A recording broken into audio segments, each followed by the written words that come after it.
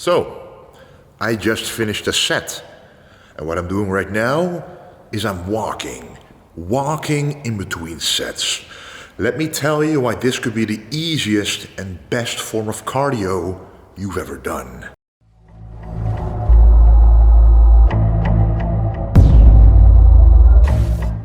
So guys, walking in between sets. Why do I want to talk to you guys about this? It's something I've discovered for about a year to a year and a half. And before starting this video, I have to give credit to two people who mentioned it before. First, John Jewett, a very smart Olympia 212 competitor who has incredible amount of knowledge. He also uses this method to get shredded, and he does get shredded on the Olympia stage. And also someone who goes by the name of Vigorous Steve here on YouTube.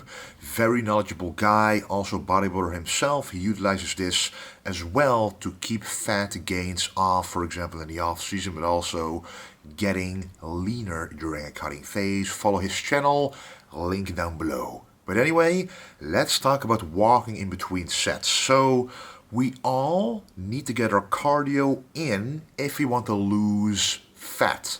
In my opinion, it's best to increase activity compared to lowering the food if you want to have a successful cut, losing fat and keeping as much muscle and strength as possible.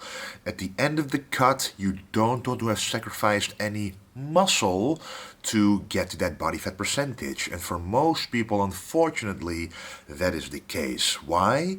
Because I do way too much cardio, eat way too little food, and the fatigue rises to the top, and the body will sacrifice muscle in order to compensate for all the effort, fatigue, inflammation happening in your body.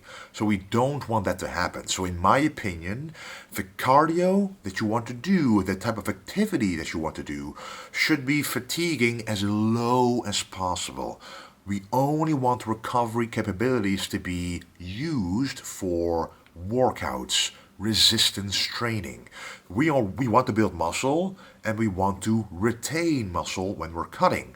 So when you're doing cardio post-workout, for example, there's a window there, which is the truth. It's not really an anabolic window with a time limit, but the more advanced you get, the closer to the workout you need to get your nutrition in for the maximum amount of recovery. That is simple, the truth. So if you have to do cardio for 30, 45 minutes or even an hour after the training itself, you are missing an opportunity to get the maximum amount of recovery in. Whether you're in the cutting season or you're in the off season, it doesn't really matter if you want to get the max out of your efforts that you put into the training itself. Eating right after the training, in my opinion, would be the most optimal way. So, what is also a very optimal way to lose some calories and to prevent fat gain in the off season and to speed up fat gain in the cutting season or the pre-contest period, that is to do walking in between sets. I like to do walking in general anyway. When I wake up, I walk for 20 to 30 minutes, get the day started, burn some fat while you're doing the walking. Why? Because fat burning requires a lot of oxygen. If you're doing activities that are way too high intense, like high intensity cardio for example, it won't burn as much fat as steady state cardio in that very moment. That is not really the issue here. The issue is that if you do high intensity cardio, fatigue levels will go up.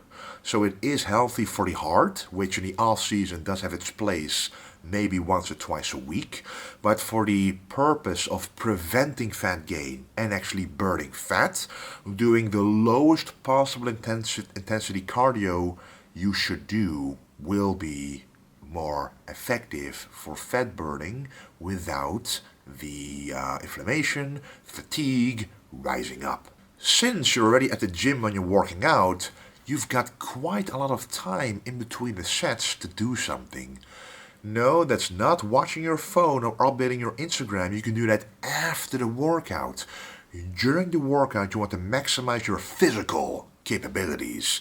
So, building muscle, setting PRs, in between those incredibly heavy sets, walking will only have advantageous effects. We all think we just have to sit down and rest and recuperate from the previous set, but in actuality, when you walk around, blood flow is improved, lactic acid is being cleared more easily, and at the same time, you're burning fat. And again, if you're in the off season, it will bump up your step count of the day, which is healthier for digestion, healthier for cardiovascular health, even for HDL, LDL levels. But also it prevents extra fat gain. It doesn't matter when in the day you get the steps in, as long as you get the steps in, you will be golden. For example, I like to take at least 8,000 steps right now, sometimes going to 10,000 steps a day. That feels good for me. When I reach that amount of steps with my body weight, it is very difficult for me to gain fat. I do gain weight, but I know that the weight that I do gain is quality weight. As long as I recover from every single workout, my strength increases, and I don't have digestion issues, etc. So I know I'm gaining quality weight, and when I'm walking in between the sets, it adds 2, 3, even 4,000 steps to my daily total steps, which allows me to not have to do the cardio before bed, for example, to get all of my steps in. Because I do have a watch, it tells me how many steps I took, so at the end of the day, if I only took 6,000 steps, I still have to get those 2,000 steps in. But having the walk, having the steps during the workout already enables me to get those steps in before the end of the day, which is much more efficient. It won't raise fatigue levels during the workout. It actually is advantageous for recovery and blood flow.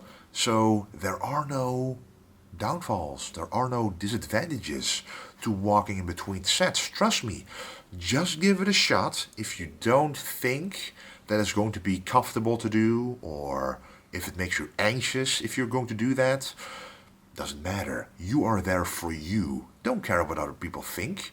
Put your towel on the machine, put your bottle there, just to claim the spot at the machine, whether you're sitting there or walking around the gym. The amount of time it takes for you to start the next set won't change anyway, but you're simply making use of the time in between sets. You will still rest up as much as possible, whether you're sitting down or walking around. It won't affect fatigue levels, but it will affect the burning of unnecessary fat and burning more fat if you're in a cutting phase. Anyway, guys, I just wanted to let you guys know that I've been doing this for a while now, and my conditioning in the off season is still really good. The longer you can keep your conditioning good in the off season, the longer you can actually have an off season for.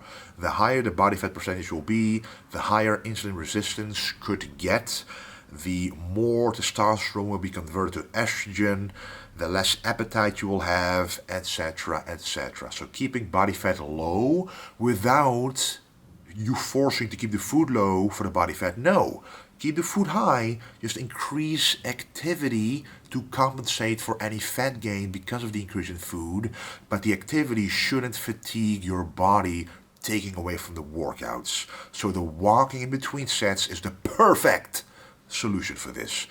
Anyway, guys, I hope you enjoyed this video. Make sure to check out vintagegenetics.com for this scoop neck, oversized, old school shirt, Onyx Black, and a lot of others. And don't forget to stay golden.